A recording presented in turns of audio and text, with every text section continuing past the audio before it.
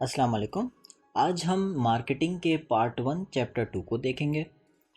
इसमें सबसे पहले आपको बताया हुआ है एवोल्यूशन ऑफ मार्केटिंग। यहाँ बेसिकली 3 एराज या पीरियड्स को डिस्कस किया हुआ है।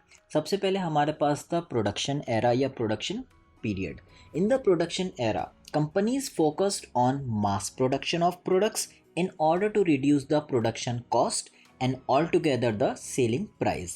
It was assumed that customers were mostly interested in products' price and availability. In terms of marketing, the main objective was to offer products in low price as compared to competitors. Production era में हमारे पास क्या होता था?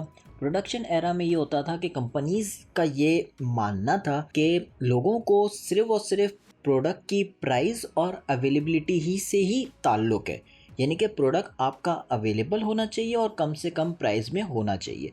Quality क्या है और customer की needs क्या है, कुछ उनको कोई इससे कोई ताल्लुक़ नहीं था। उनका सिर्फ फोकस ये था कि हम मास तरीके से चीज़ों को बनाएं ताकि पर यूनिट जो कॉस्ट है वो हमें कम से कम पड़े, ताकि हम उसको कम से कम दामों में बेच सकें। ये आपका कॉन्सेप्ट था प्रोडक्शन एरा का। उसके बाद हमारे पास आता है सेल्स का era.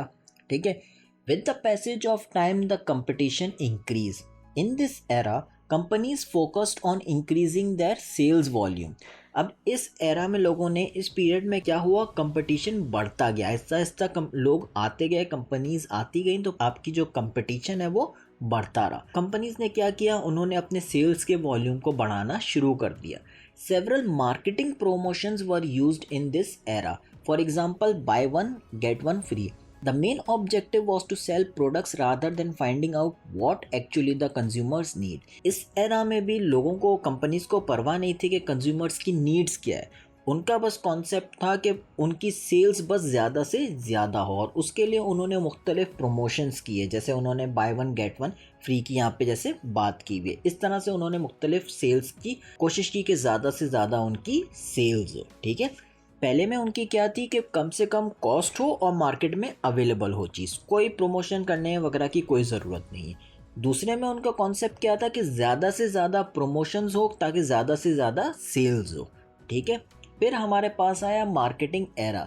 The companies realise that mass production and marketing promotion were not enough to guarantee sales. In this era companies began to focus on consumer needs before developing products. The main objective was to build long-term relationship with the consumers in order to ensure increased sales and profits.